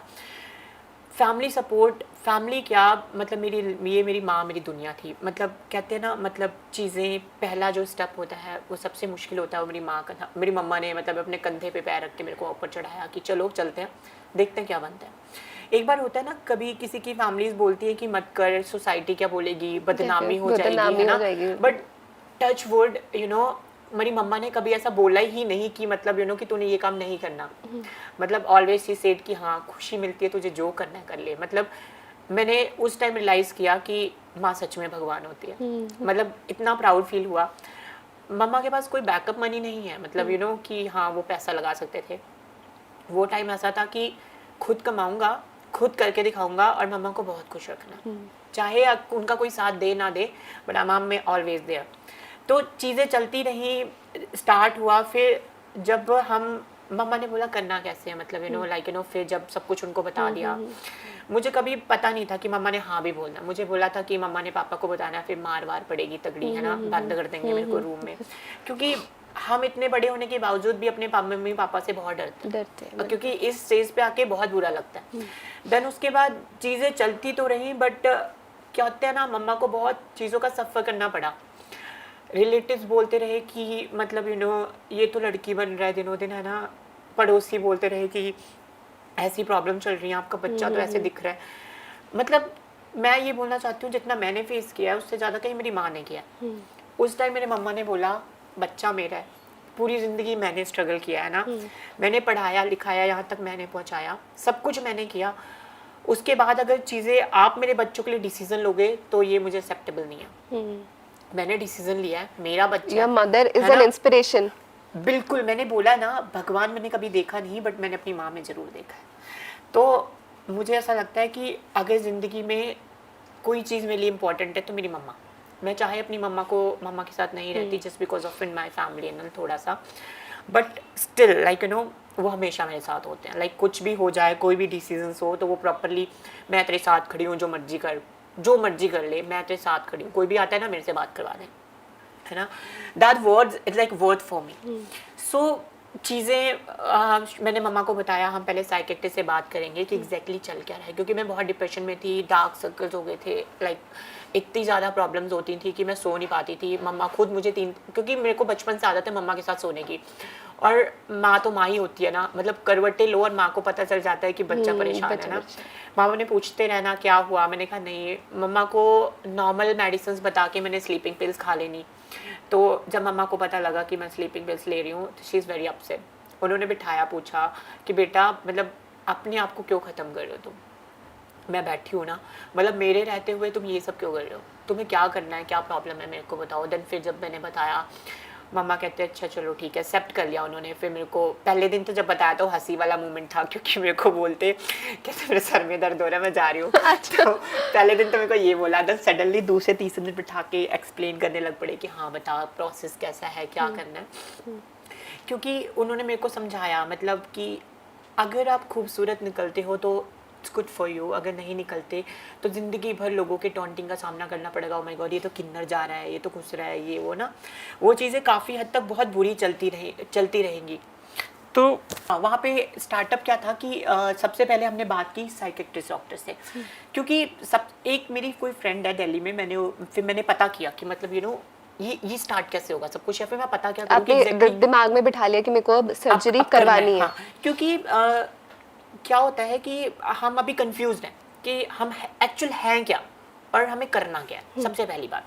सो यहाँ पे कंफ्यूजन थी कि मैं गे हूँ या फिर कोई सच में कोई अंदर से कोई लड़की है, या फिर मैं ऐसे रह सकती हूँ या फिर नहीं रह सकती, ये भी पता करना था मेरे को कि स्टिल अगर ऐसी लाइफ चल सकती है तो भी दे गुड कि ठीक है मैं अकेली रह सकती हूँ, मम्मा के साथ वॉज गुड, है ना। बट फिर धीरे धीरे स्टार्ट किया मैंने सब कुछ, तो पता किया, सर्च किया कि स्टार्टअप कैसे करना है। फिर I find my one of the friend like ना, शी इज़ इन दिल्ली, तो शी इज़ अ ट्रांस। तो मैंने प्लान किया कि चलो मिल के देखते हैं, पता करते हैं। तो मैंने मिली, प्रोसेस पूछा, तो कहती है कुछ मत करो, सबसे पहला प्रोसेस है साइकेट्रिस्ट डॉक्टर को मिलना, वो डिसाइड करने का कि तुम्हें क्या करना है। मैंने कहा ठीक है, क्योंकि आई थिंक मुझे लगता है जब हमें कोई भी मेंटली प्रॉब्लम हो ना, चाहे वो लड़की को हो, चाहे लड़के को हो, चाहे किसी बुजुर्ग को हो, चाहे मुझे हो, बच्चे को हो, किसी भी चीज़ को लो। मम्मा को लगा था पहले कि किसी बर्डन की वजह से ये स्लीपिंग पिल्स ले रहा है, तो हम वैसे दिखा देते हैं। तो मैंने मम्मा से बात की, नहीं मम्मा ये मेरी फीलिंग्स भी हैं। मम्मा कहते हैं चल एक बार हम मिल लेते हैं, देन मैंने डिसाइडेड ना क्या करना है। तो क्या हुआ कि हमने सबसे पहले फाइंड किया डॉक्टर्स। तो मैंने पहले तो एक बार पूछ चुके थे फ्रेंड्स को कि भाई मम्मा को मिलना, ऐसे घर वालों से मिलना पड़ेगा। तो फिर मैंने कहा चलो जब अगर मिलना पड़ेगा तो हम बता ही देते हैं ना, डॉक्टर्स ने जब बोला था। तो मैंने बोला था मम्मा ऐसे सेशंस लिए हैं तो ऐसे स्टार्ट भी करना है। मम्मा कहते चलो ठीक है देखते हैं फिर। तो मुझे यहाँ जलंधर में मिल गए फाइनली डॉक्टर्स। तो उसके बाद मैं गई, देन हमने सब कुछ पता किया। तो डॉक्टर ने 5 to 6 सेशंस किया हमसे। वो 100 क्वेश्चंस पूछते हैं, वो मतलब वो कुछ अजीबोगरीब तस्वीर दिखाते हैं, देन आपको ना उसके ऊपर स्टोरीज लिखनी होती हैं प्रॉपर। तो उन सब चीज़ों से पता चलता है कि आप मेंटली कितने ज़्यादा स्ट्रांग हो गर्ल्स बनने के लिए। और उन्होंने हरकतें पूछी, आपको 2-3 घंटे बिठा के रखते हाँ, हैं, क्योंकि ये भी बात चीज़, करते क्योंकि अगर आप सर्जरी करा लेते हो, इफ यू डिसाइड कि अगर आप लड़के से लड़की बनना चाहते हो तो there is no going back, फिर आप वापस नहीं आ सकते। सर्जरीज के बाद पॉसिबल ही नहीं है वापस आना। तो डॉक्टर का बहुत बड़ा रोल होता है, मुझे लगता है इस ट्रांसजेंडर जर्नी में सबसे बड़ा रोल होता है साइकेट्रिस्ट डॉक्टर का। दे डिसाइडेड कि आपको क्या करना है। अगर आप एज अ गे रह सकते हो वो सजेस्ट करते हैं, है ना। मेरे साथ तो 8 सेशंस हुए उनके, मतलब मीटिंग्स हुई हैं 2-2 घंटे की। हर मीटिंग्स में वही बोलते हैं आप ऐसे रह के देखो, रह सकते हो। मतलब वो अपनी तरफ से 100% ट्राई करते हैं कि आप वैसे जैसे आपको हो प्रिपेयर करते हैं। हाँ, आप आपको प्रॉपर चीज़ बताएंगे कि अगर आप ट्रांस हो जाओगे तो आपको फीलिंग्स नहीं आएंगी और आप मतलब पूरी ज़िंदगी अकेले रहना पड़ेगा, कोई भी लड़का आपको एक्सेप्ट नहीं करेगा, 2 लोगों के ताने सुनने मिलेंगे, आप कैसे सर्वाइव करोगे, अकेले कैसे रहोगे पूरी ज़िंदगी, अभी आप फैमिली में हो। मतलब वो प्रॉपरली आपको कन्विंस करते हैं कि आप जैसे हो वैसे ही रहो, है ना। बट टिल द एंड जब उनको पता चल जाता है कि नहीं, मतलब इंटरनली ये लड़की ही है, जैसे बिहेव करता है, फिर जैसे रहता है, जैसा लाइफस्टाइल है या फिर जो इसकी सोच है, then they give the certificate कि हाँ ये he is ready to become a trans women ना। देन सेकंड स्टेप होता है हमारा हार्मोन्स का। जिस हम जब जिससे हम फेमिनिटी आती है, हाँ, वो फेमिनिटी आती है। और मैं साफ साफ बतानी चाहूँगी कि मेडिसिन सिर्फ और सिर्फ आपके बॉडीज़ के स्किन्स पे वर्क करती हैं, ना कि आपके बोन स्ट्रक्चर पे, ना कि आपके वॉइस पे, ना ही किसी और चीज़ पे। मतलब उससे चीज़ें वो ग्रो होंगी जो लड़कियों की बॉडीज़ में होती हैं, कि आप उस चीज़ के साथ जी सकते हो या नहीं। अगर आप एज अ वुमेन जी सकते हो फिर आप ऑपरेट करवा लो 2 साल बाद, अगर नहीं जी सकते आप बैक आ सकते हो। ये सबसे बड़ी बात है हार्मोन्स की। अगर आपको लगता है कि आप लड़की की तरह पूरी लाइफ रह सकते हो तो आप सर्वाइव करो आफ्टर ऑपरेट। अदरवाइज हार्मोन्स के आफ्टर 2 ईयर के बाद अगर आपको नहीं लगता कि आपको लोग टोंट मार रहे हैं, ऐसा मैं बिल्कुल नहीं बोलती कि हार्मोन्स के पहले आप खूबसूरत होते हो बाद में और हो जाते हो, ऐसा कुछ भी नहीं है। हार्मोन्स जस्ट आपके स्किन टेक्सचर्स को बदलती है, ना कि आपके फीचर्स को। आपके नोज जैसे हैं वैसे ही रहेंगे, आपका फेस जैसा है वैसा ही रहेगा। मेरा फेमिनिन इसलिए बिकॉज मेरे मम्मा पे मेरा पूरा का पूरा स्ट्रक्चर है। मतलब अगर मैं लड़का भी थी तो मेरे मम्मा, मतलब लोग मुझे बोलते थे अब तुम अपने मम्मी की तरह लगते हो ना। तो वो फीचर्स मुझे बाय बॉर्न मिले हैं, तो मेरे फीचर्स शुरू से ही फेमिनिन थे। तो अगर आप ये बोलो कि अगर मैं आपको हार्मोन्स मेडिसिन दे दूं आप लड़की बन जाओगे, तो ऐसा कुछ भी नहीं है। ये कुछ भी नहीं है। मैं इन चीज़ों को डिनाई करती हूँ क्योंकि ऐसा कुछ भी नहीं होता। और मैंने 2.5-3 साल लिए हैं, मेरे फीचर्स में कोई प्रॉब्लम्स नहीं आए, जस्ट बिकॉज ऑफ मेरी स्किन में आए। मतलब चिक्स फैट आ जाता है जो गर्ल्स के होते हैं वो इसके नहीं होते। लाइक थोड़े बहुत फैट जब शुरू होते हैं लिटिल बिट फीचर्स बदलते हैं। बट आप ये बोलो आपकी बॉडी में क्या क्या चेंजेस आए, व्हाट डिड यू फील? सबसे पहले स्किन चेंज हो गई, मतलब हेयर लेस हो गए। लाइक वॉइस तो शुरू से ही ऐसी थी, लेकिन फेमिनिन लिटिल बिट, अभी भी थोड़ी हैवी है but still I am happy with my voice. थोड़ा सा अच्छा लगता है ऐसे। तो मतलब सबसे बड़ी बात कि स्किन सॉफ्ट हुई है। सबसे बड़ी बात जो होती है, जो वॉइस की स्किन होती है थोड़ी सी हार्ड, मसल्स थोड़े हार्ड होते हैं, बिकॉज टेस्टोस्टेरोन की क्वांटिटी बहुत ज़्यादा होती है।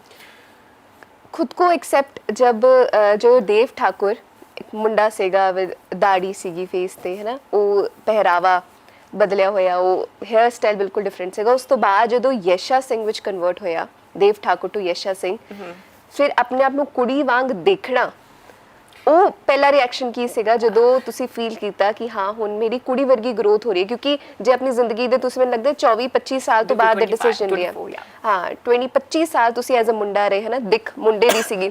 ਉਸ ਤੋਂ ਬਾਅਦ ਸਡਨਲੀ ਇੱਕ ਤਾਂ ਸੋਚਣਾ ਕਿ ਮੈਂ ਕੁੜੀ ਵਾਂਗ ਲੱਗਾ, ਤੇ ਉਹ डिफरेंट होता है ਜਦੋਂ ਤੁਸੀਂ बन जाते हो। ये सबसे अच्छा क्वेश्चन है, बिकॉज शायद मैंने इस चीज़ों पे कभी बात नहीं किया। मुझे मैं बिल्कुल क्लियरली बताना चाहूँगी, सबको ऐसा लगता होगा मुझे खुशी मिली होगी, बट मुझे सबसे ज़्यादा डर लगा था। क्योंकि 25 साल तक 24 साल तक अपने आप को एक एज अ बॉय देखना, वो बियर्ड एंड मुस्टैंग में अच्छी तरह, अचानक बियर्ड क्लीन शेप कर देना, उसके बाद थोड़ा सा टॉप पहन लेना, जीन्स पहन लेना टाइट फिटिंग्स वाली, वो थोड़ा मेरे लिए डर वाला माहौल था। क्योंकि मुझे ऐसा लगा मैं बाहर निकली तो पक्का मुझे पहले से ज़्यादा गालियाँ बढ़ने वाली हैं लोगों से। लोग ऐसे एक्टिवा चला के भी जाऊँगी, लोग गालियाँ निकालेंगे।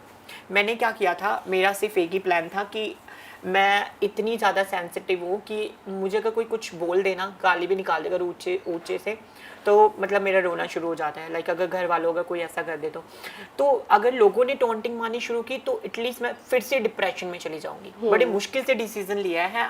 तो उसके बाद क्या किया, मैंने डिसाइड किया मैं अपना बिजनेस स्टॉप करूंगी 2 साल के लिए, क्योंकि अगर मैं रन करती तो सबको पता चल जाता कि क्या चल रहा है ना। डेफिनेटली जब क्लीन शेप हुई, लेजर्स चल रहे हैं, निशान बने हैं और आप मेकअप करोगे तो सबको पता चल जाएगा ना।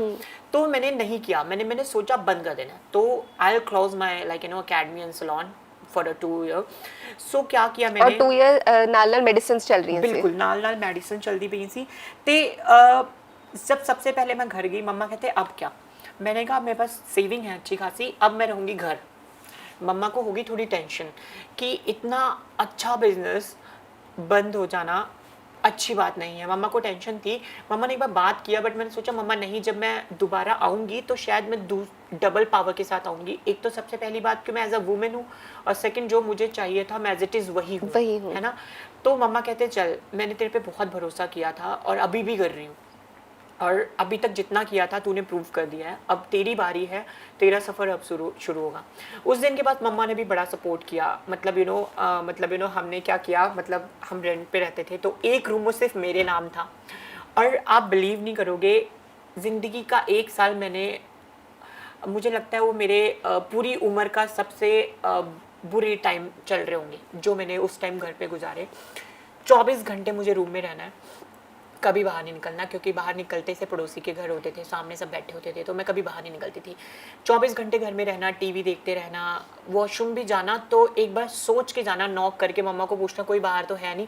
अगर कोई बाहर होता तो मैं नहीं जाती थी, क्योंकि क्लीन शेव होता था और मैंने पोनी कर रखी होती थी, तो मतलब लोगों को पता ना लग जाए इस वजह से। तो 1 साल मैंने ऐसे गुजारे हैं 4 दीवारी के अंदर। आप बोल सकते हो 1 साल की मुझे जेल हुई थी। आप तो वो तो अलग टाइप का डिप्रेशन होगा। बिल्कुल, मैं वही बोल रही हूँ, बट उसके साथ एक खुशी थी जो साथ में चल रही थी कि आई एम इन प्रोसेस और मैं अच्छा फील कर रही हूँ। वो जो होता है ना, जब आप ठान लेते हो कि वो चीज़ें करनी है और जो चीज़ मुझे चाहिए थी वो जब वो मिल रही होती है तो शायद उस चीज़ के साथ थोड़ी सी खुशी भी मिल रही थी, बट खुशी के साथ साथ वो जो डिप्रेशन वाला मोमेंट था ना, वो बहुत बुरा था। और मेरे लिए सबसे बड़ी बात थी कि हार्मोन्स प्रोसेस में क्या होता है कि हम लोग पीपीडी से ज़्यादा 2 गुना ज़्यादा स्विंग होते हैं। और स्विंग में तो मतलब कभी अगर मुझे किसी ने गुस्सा दिला दिया तो मैंने सर मार देना दीवार में, मतलब फोड़ दो, सर फोड़ दो, किसी को मार दो या फिर दरवाजे पे मुक्का मार दो, ये चीज़ें नॉर्मल होती हैं। मतलब इतना गुस्सा आता है कि कुछ कर ले इंसान। जब डोसेस ज़्यादा होते हैं तो और प्रॉब्लम होती है। तो अब क्या था, मम्मा 24 घंटे, मम्मा जॉब पे जाती थी तो घर में अकेले रहना पूरा टाइम, तो वो चीज़ें मैंने सफ़र किया हुआ है और बहुत बुरा था। और सबसे बड़ी बात, मम्मा के बाद मेरा जिसने सबसे ज़्यादा साथ दिया ना, मेरे भाभी जी। कहते ना भाभी मम्मी के जैसे होती हैं, उन्होंने पूरा अपना हक अदा किया। और जब उनकी शादी होके आई थी तो मुझे ज़रा सा भी नहीं लगा था कि उन्होंने मेरे को एक्सेप्ट करना है या फिर बोलना कि नहीं भैया तुम जो कर रहे हो अच्छा कर रहे हो। और अगर मुझे किसी ने सबसे पहले दीदी बोला, वो मेरे भाभी माँ ने। मतलब मेरे को इतनी खुशी हुई ना, किसी मतलब इतने एजुकेटेड नहीं है वो, बट वो जो सपोर्ट था ना मुझे, क्या मैंने उनको बोला कि ये ना तुम्हारा एजुकेशन सर्टिफिकेट है जो तुमने मुझे सपोर्ट किया। और मम्मा के बाद भाभी ने मुझे इतना ज़्यादा सपोर्ट किया और मुझे इतना अच्छा लगा ना कि सारा टाइम फिर भाभी के बजाय मम्मा ने एक्सेप्ट करना। 6 महीने बाद फिर भाभी जी आ गए थे, तो मुझे ऐसा लगता है कि मेरे उस बुरे टाइम में मेरे भाभी जी ने बहुत साथ दिया मेरा। और मतलब उन्होंने मेरे को दीदी बोलना था, आई फील सो गुड। मतलब ज़िंदगी में पहली बार कोई मुझे ऐसा कुछ बुला रहा है और मुझे इतनी खुशी हो रही थी कि वो डिप्रेशन वाला टाइम ना थोड़ा कम लग रहा था। मम्मी ने कहा मेरा बेटा नहीं मेरी बेटी है। बिल्कुल, वो अब बोलते हैं, मतलब आफ्टर ऑपरेट उनको थोड़ा पहले शुरू से वो मुझे बेटा ही बोलते थे, कभी उन्होंने नाम से बुलाया। तो जब मैं अब कभी जाती हूँ तो वो अभी भी मुझे बेटा ही बोलते हैं। मतलब वो कभी होता है ना, मम्मा को आदत होती है जब अगर बेटी भी घर आती है, हाँ जी बेटा कैसे हो, तो मम्मा शी ऑलवेज कॉलिंग मी बेटा। बट जब वो बात करते हैं, हाँ अच्छा तुम आओगी कि नहीं आओगी, वो आओगी वाला वर्ड्स ना, that's so relaxing for me कि हाँ फाइनली मतलब मम्मा ने वो चीज़ मतलब करनी शुरू कर दिया जो मुझे पसंद है। सो अब तो finally family was so good, like सब कुछ बहुत बेटर है, सब कुछ बहुत अच्छा है। ਜਿੱਦਾਂ ਮੈਂ ਸਟਾਰਟਿੰਗ ਜ਼ਿਕਰ ਕੀਤਾ ਕਿ ਜਦੋਂ ਘਰ ਵਿੱਚ ਇੱਕ ਮੁੰਡਾ ਤੇ ਕੁੜੀ ਹੁੰਦੇ ਆ, ਦੋ ਬੱਚੇ ਹੁੰਦੇ ਆ, ਤਾਂ ਮੁੰਡੇ ਦੀਆਂ ਰਿਸਟ੍ਰਿਕਸ਼ਨਸ ਅਲੱਗ ਹੁੰਦੀ, ਕੁੜੀਆਂ ਦੀ ਅਲੱਗ ਹੁੰਦੀ ਹੈ। ਪਹਿਲੇ ਮੁੰਡੇ ਦੀ ਤਰ੍ਹਾਂ ਜ਼ਿੰਦਗੀ ਬਤੀਤ ਕਰਦੇ ਹੋ, ਉਦੋਂ ਖੁੱਲ ਹੁੰਦੀ ਹੈ, ਜੋ ਕਰਨਾ ਕਰੋ, ਜੋ ਕਰਨਾ ਕਰੋ, ਹੈ ਨਾ। ਜਦੋਂ ਕੁੜੀ ਬੰਦੇ ਹੋ ਤਾਂ ਬਹੁਤ ਚੀਜ਼ਾਂ ਚੇਂਜ ਹੁੰਦੀਆਂ, ਸਿਰਫ ਇੱਕ ਸਰਜਰੀ ਦੇ ਨਾਲ ਹੀ ਉੱਥੇ ਤੱਕ ਲਿਮਿਟਿਡ ਨਹੀਂ ਹੁੰਦਾ। ਹਰ ਇੱਕ ਚੀਜ਼ ਤੁਹਾਡੀ ਪੂਰੀ ਜ਼ਿੰਦਗੀ ਜਿਹਨੂੰ ਕਹਿ ਦੋ ਰੀਬਰਥ ਹੈ। ਬਿਲਕੁਲ ਬਿਲकुल ਇੱਕ ਮੁੰਡੇ ਦੀ ਜ਼ਿੰਦਗੀ ਜੀਣ ਤੋਂ ਬਾਅਦ ਹੁਣ ਤੁਸੀਂ ਕੁੜੀ ਦੀ ਜ਼ਿੰਦਗੀ ਜੀ ਰਹੇ ਹੋ, ਤਾਂ ਉਹਦੇ ਨਾਲ ਰਿਸਟ੍ਰਿਕਸ਼ਨਸ ਆਈਆਂ ਘਰ, ਕਿਉਂਕਿ ਰਿਲੇਟਿਵਸ ਨੇ ਵੀ ਫਿਰ ਬੇਟੀ ਜਿੱਦਾਂ ਉਹ देखना उस कुड़ी वांग शुरू कर देंगे। बिल्कुल बिल्कुल। मैं ये तो मतलब मैं आपको बोलना चाहूँगी, ये मेरे लिए क्या, ये हमारी सभी कम्युनिटीज़ के लिए सबसे ब्यूटीफुल क्वेश्चंस हैं। इनका जवाब बस एक ये है, अगर आप लड़की हो तो आप लड़की बनकर रहो। और हम हमेशा सोसाइटी को दोष देते हैं कि चलो ठीक है ऐसा, बट मुझे ऐसा लगता है कि अगर हम जहाँ पे रहते हैं ना, हमें उनके साथ थोड़ा सा तो कॉम्प्रोमाइज़ करना बनता है। अगर मैं आपको बोलूँ कि आप लड़की हो, आप रात को 12 बजे तक 2 बजे तक घर पे रहो, वो हमारी संस्कृति अलाउ नहीं करती, क्योंकि हम शुरू से जो हमारे लिए रूल्स हैं वो उनको थोड़ा बहुत हमें फॉलो करना ही पड़ता है। और एज अ देव मैं कहीं पे भी ट्रैवल कर सकती थी, मतलब कहीं पे भी अकेले चले जाना, कहीं पे भी आ जाना, किसी भी चीज़ का कोई रोक टोक नहीं। ये सब चीज़ें सबसे पहले आपको डॉक्टर समझाते हैं, देन आपके मम्मा, है ना, बिकॉज़ साइकोलॉजी बहुत मैटर करती है। मैंने आपको यही बोला कि हमारी ट्रांसजेंडर की जर्नी में जो सबसे बड़ा प्रोसेस है वो एक अच्छे साइकेट्रिस्ट डॉक्टर का है। अगर आप अच्छा डॉक्टर ढूंढते हो, definitely they explain you each and everything, है ना। अगर नहीं तो आप पैसे दे के सर्टिफिकेट ले लो। तो यहाँ पे क्या होता है, डॉक्टर आपको प्रॉपर बताते हैं कि एक लड़की एक्चुअल रहती कैसे है और एक लड़का एक्चुअल रहता कैसे है। अगर आप वैसे रह सकते हो ना, तो that one is good for you। अगर आप ये बोलो कि आप ट्रांस होने के बाद क्लबिंग करके 12-1 बजे घर से अंदर आ रहे हो, है ना, रोज, और लड़कों के साथ घूम रहे हो, और जब मर्जी दिल कर रहा है जो मर्जी बोल रहे हो, चिल्ला रहे हो, किसी के सामने भी जवान लड़ा रहे हो, रिलेटिव के साथ बोल रहे हो, या फिर घर में कुछ भी हो जाता है तो तुम सामने आके गली में चिल्लाना शुरू कर दो, या फिर समथिंग ऐसा कुछ, मतलब ये मुझे लगता है कि ये सब चीज़ें बिल्कुल भी नाजायज़ होती हैं इन सब चीज़ों के लिए। बीइंग एज अ वुमेन मतलब काफ़ी सारी चीज़ों का बहुत ध्यान रखना पड़ता है। एक तो सबसे पहले आपका लाइफस्टाइल बहुत ज़रूरी है ना, अच्छा होना।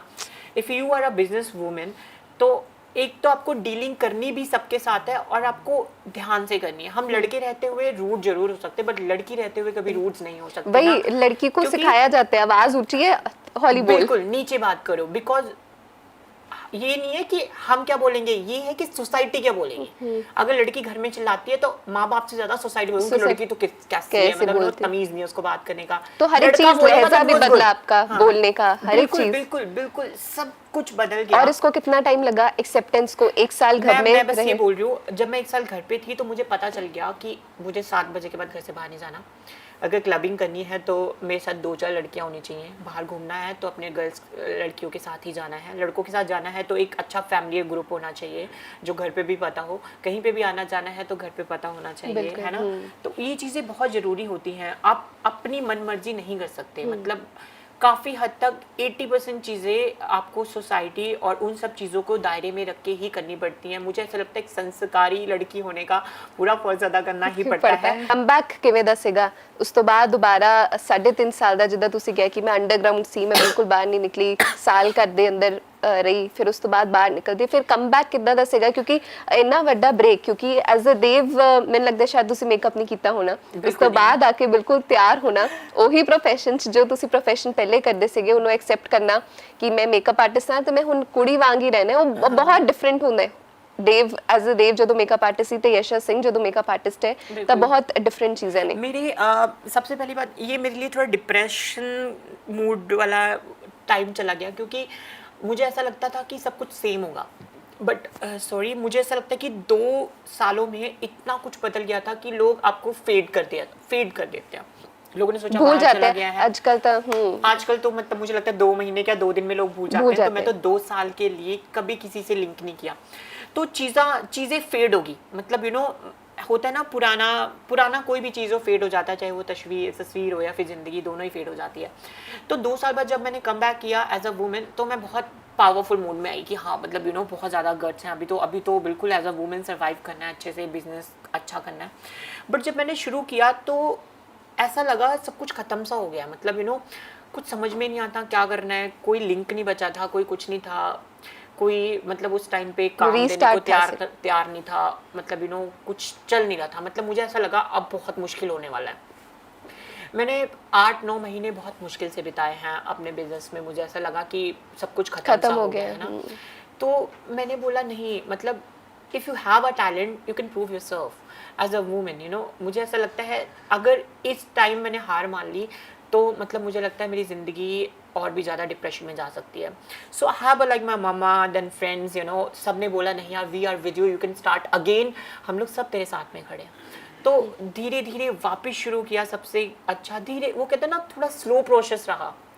फिर मैंने दोबारा वो फोटो, मैंने फोटोग्राफर को दी, नई फोटो निकलवाई, क्लीन से अच्छी सी आई। देन उसके बाद वापस बिजनेस शुरू हुआ। फिर आफ्टर दैट जब मैंने अपने आप को रिवील किया, मतलब कि पूरी तरह से, कि मेरे को ये था डर कि जब मैंने एज अ वुमेन थी तो मुझे ऐसा लगा मुझे अब बताना नहीं है किसी को कि मतलब मैं क्या हूँ, क्योंकि किसी को पता चलता ही नहीं था देख के कि मतलब ये लड़का हो सकता है ना। तो मेरे को लगा कि मेरे को नहीं बताना। तो शायद मेरा वो डिसीजन ठीक नहीं था उस टाइम पे। इंसान से गलतियाँ होती हैं, मेरे से भी हुई। फिर तो मैंने देन 8-9 महीने बाद, 1 ईयर बाद, I just take a decision. कुछ वजह से मैंने रिवील नहीं किया, क्योंकि क्या था कि मुझे ऐसा डर था कि लोग और भी लोग नेगेटिव क्वेश्चंस ना करें, क्योंकि मैंने 1-2 फ्रेंड्स को देखा था, उनसे बात भी की थी, उन्होंने बोला बहुत टोट पड़ती है, ऐसा होता है वैसा होता है। तो मैं नेगेटिव हो गई थी थोड़ा। तो मैंने आफ्टर दैट डिसीजन लिया 1 साल बाद कि नहीं, मतलब अगर अब नहीं करूँगी तो मुझे नहीं लगता बहुत प्रॉब्लम हो जाएगी। फिर तो मेरे साथ साथ मेरी फैमिली भी ट्रैवल करेगी। तो I take a decision, then I am reveal my self Instagram पे कि हाँ ये।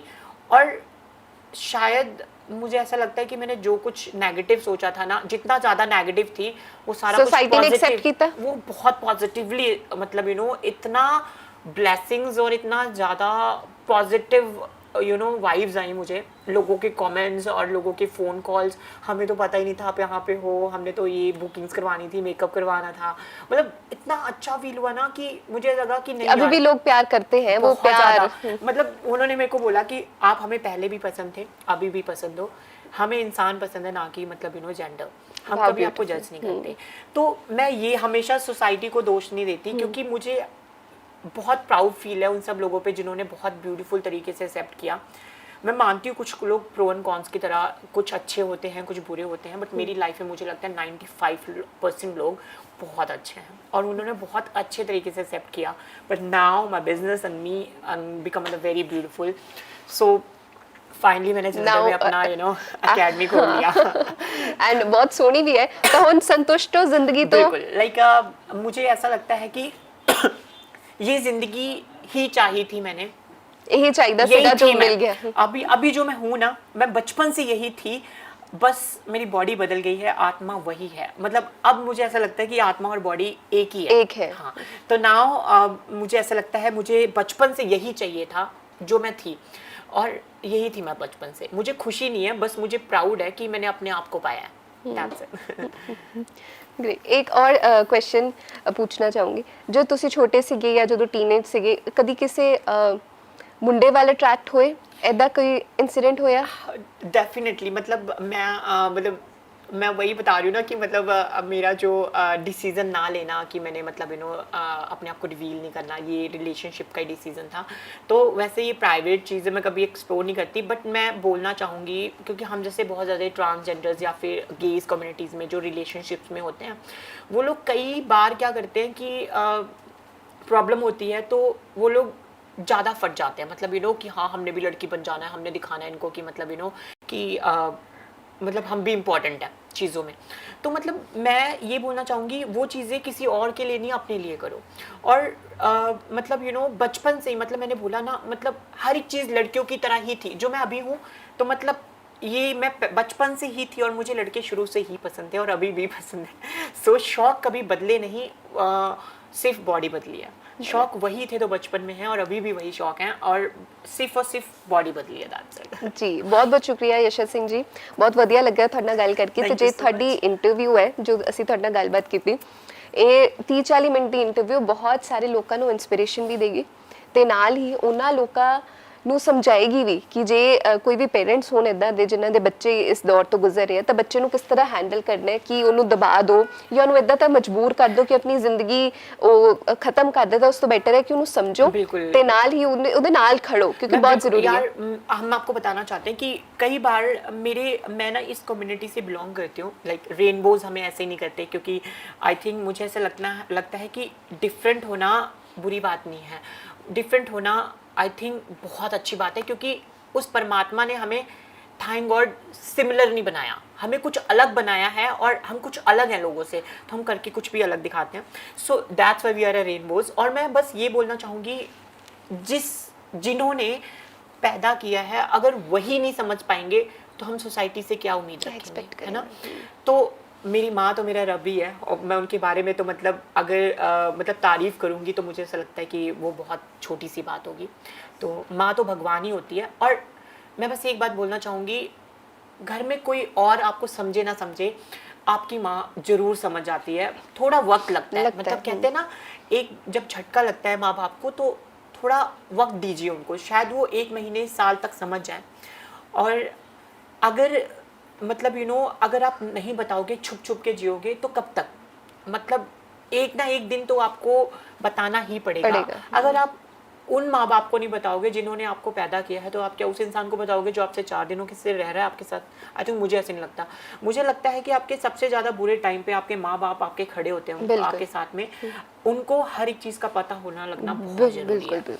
तो मैं बस ये बोलना चाहूँगी, माँ बाप को भी, कई लोग होते हैं कि माँ बाप बोलते हैं कि ये हार्मोन्स की प्रॉब्लम हो गई है या फिर हौली-हौली बड़ा होएगा तो ठीक हो जाएगा। मैं बस उनको ये बोलना चाहूँगी कि मैं बहुत अच्छे से समझ सकती हूँ कि आपकी जो रेपुटेशंस होती हैं, आपकी जो सोसाइटी में बनाई गई इज्जत होती है, वो बहुत इंपॉर्टेंट होती है। बट एक तरफ अगर आपका बच्चा खुदकुशी कर ले या फिर घुट घुट के जी रहा हो, उससे बेटर है कि आप अपनी इज्जत को साइड में रख के आप अपने बच्चों को समझने की कोशिश करें। कल को कुछ उसने गलत कदम उठा लिया तो आप क्या करोगे? मतलब मुझे नहीं लगता कि आपके इज्जत से बढ़कर आपके बेटे की जान हो सकती है, उनकी जिंदगी हो सकती है। तो बस मैं ये समझना चाहूँगी कि अगर आपको आपके बच्चे एक्सप्लेन करते हैं या फिर कुछ बताते हैं इस टॉपिक के बारे में कि हम अलग फील करते हैं, तो प्लीज़ उसको ध्यान से समझिए और साइकेट्रिस्ट डॉक्टर से कंसर्न कीजिए। आई थिंक डॉक्टर्स आपको बेटर वे सजेस्ट कर सकते हैं। तो मैं बस यही बोलना चाहूँगी बच्चों को भी कि किसी और को बताने के बजाय, किसी और से डिस्कस करने के बजाय घर पे करिए। मैं बहुत अच्छे से जानती हूँ कि मेरी इंटरव्यू से बहुत सारे लोग इंस्पायर हो जाते हैं और वो लोग दे कैन डिसाइडेड कि हमें भी करना है। बट करने से पहले ना अपने मम्मा और पापा को ज़रूर बताओ, क्योंकि सबसे ज़्यादा जब ट्रैवल करोगे ना आप ज़िंदगी में, आपके पीछे ना आपके माँ बाप ही खड़े होंगे, कोई और नहीं। सो मैं बस उनको यही बोलना चाहूँगी कि कुछ भी होता है, first of all you can concern your mom and dad, then you can decided आपको क्या करना है। बिल्कुल बिल्कुल बिल्कुल। सो बहुत अमेजिंग इंटरव्यू सी, बहुत वधिया लग्या थोड़ी जर्नी बारे जान के, ਤੇ ਉਮੀਦ ਕਰਦੇ ਆ ਕਿ ਆਉਣ ਵਾਲੀ ਜ਼ਿੰਦਗੀ ਬਹੁਤ ਸਰਲ ਹੋਏਗੀ, ਬਹੁਤ ਖੂਬਸੂਰਤ ਹੋਏਗੀ ਤੇ ਨਵੀਆਂ ਆਸ਼ਾਵਾਂ, ਨਵਾਂ ਸਵੇਰਾ ਲੈ ਕੇ ਆਏਗੀ। तो बहुत बहुत शुक्रिया। सो ये ਹੁੰਦੀ ਹੈ ਇੱਕ उस इंसान की जिंदगी जो शायद नॉर्मल, जिन्हों आप नहीं कहते, ट्रांसजेंडर, गे, लेसबीयन, LGBT कम्यूनिटी कह देंगे आ, तो उन्होंने जिंदगी किहो जी होंदी, उन्होंने किहड़े उतार चढ़ाव जिंदगी दे विच तो गुजरना पैंदा है। तो जेकर जिंदगी बदलण दी भी कोशिश करन अपनी, तो फिर भी किन्नी औकड़ां आंदियां ने, किन्नियां मुश्किलां दा सामना करना पैंदा है। पर फिर भी जे हौसला होए, हिम्मत होए, उस शरीर ਨੂੰ ਬਦਲਣ ਦੀ ਵੀ ਕੋਸ਼ਿਸ਼ ਕੀਤੀ ਹੈ ਤਾਂ ਉਹ 'ਚ ਵੀ ਸਫਲ ਹੋਏ ਨੇ। ਪਰ ਬਹੁਤ ਸਮਾਂ ਲੱਗਦਾ ਹੈ, ਪੇਸ਼ੈਂਸ ਬਹੁਤ ਲੱਗਦੀ ਹੈ ਤੇ ਇਹ ਉਸੇ ਕਰਕੇ ਹੁੰਦਾ ਕਿਉਂਕਿ ਜਦੋਂ ਸਮਾਜ ਨਹੀਂ ਐਕਸੈਪਟ ਕਰਦਾ ਤਾਂ ਇਹਨਾਂ ਨੂੰ ਆਪਣਾ ਸਰੀਰ ਵੀ ਬਦਲਣਾ ਪੈਂਦਾ ਹੈ। ਸਿਰਫ ਸਮਾਜ ਦੀ ਸੋਚ ਹੈ, ਜੇ ਸਮਾਜ ਦੀ ਸੋਚ ਚੰਗੀ ਹੋ ਜਾਏ, ਜਿਹੜੇ ਤੁਸੀਂ ਦੇਖ ਰਹੇ ਹੋ, ਜੇ 100,000 ਜਣਾ ਦੇਖ ਰਿਹਾ, ਜੇ ਤੁਹਾਡੀ ਸੋਚ ਵੀ ਬਦਲ ਜਾਏ ਤਾਂ ਮੈਨੂੰ ਲੱਗਦਾ ਸਮਾਜ ਬਹੁਤ ਬਦਲ ਜਾਏਗਾ। ਤਾਂ ਆਪਣੇ ਤੋਂ ਵੀ ਸ਼ੁਰੂ ਕਰੋ। ਜੇ ਤੁਹਾਨੂੰ ਇਹਨਾਂ ਦੀ ਇੰਟਰਵਿਊ ਸੁਣ ਕੇ ਹੰਝੂ ਆਏ ਅੱਖਾਂ 'ਚ ਤਾਂ ਉਹ ਤਾਂ ਆਏ ਕਿਉਂਕਿ ਇਹ ਤੁਸੀਂ ਲਿਆਏ ਹੈ। ਜੇ ਸਮਾਜ ਨੇ ਐਕਸੈਪਟ ਕੀਤਾ ਹੁੰਦਾ ਤਾਂ ਸ਼ਾਇਦ ਜ਼ਰੂਰਤ ਹੀ ਨਾ ਪੈਂਦੀ, ਸ਼ਾਇਦ ਐਕਸੈਪਟੈਂਸ ਆ ਜਾਂਦੀ ਇਹਦੀ ਕਿ ਹਾਂ ਮੈਨੂੰ ਐਕਸੈਪਟ ਕਰ ਰਿਹਾ ਤਾਂ ਠੀਕ ਹੈ, ਮੈਂ ਜ਼ਿੰਦਗੀ ਜੀ ਸਕਦੀ ਹਾਂ। ਤਾਂ ਬਹੁਤ ਸੀ ਔਕੜਾਂ ਹੁੰਦੀਆਂ ਨੇ, ਤਾਂ ਇਸ ਵਕਤ ਲੋਕਾਂ ਨੂੰ ਲੋੜ ਹੈ ਸਮਝਣ ਦੀ ਤੇ ਇਹਨਾਂ ਨੂੰ ਵੀ ਐਕਸੈਪਟ ਕਰਨ ਦੀ, ਨੋਰਮਲ ਜ਼ਿੰਦਗੀ ਜਿਉਣ ਦਿਓ ਸਾਰਿਆਂ ਨੂੰ। ਸੋ ਇਹ ਸੀ ਅੱਜ ਦੀ ਪੇਸ਼ਕਸ਼। ਹੁਣ ਤੁਹਾਡੇ ਤੋਂ ਲੈਂਦੇ ਇਜਾਜ਼ਤ। ਸੇਗੁਲ ਸਾਥੀ ਪਰਮਿੰਦਰ ਦੇ ਨਾਲ, ਜਿਸ ਨੂੰ ਤਵੇਂ ਡੇਲੀ ਪੋਸਟ ਪੰਜਾਬੀ।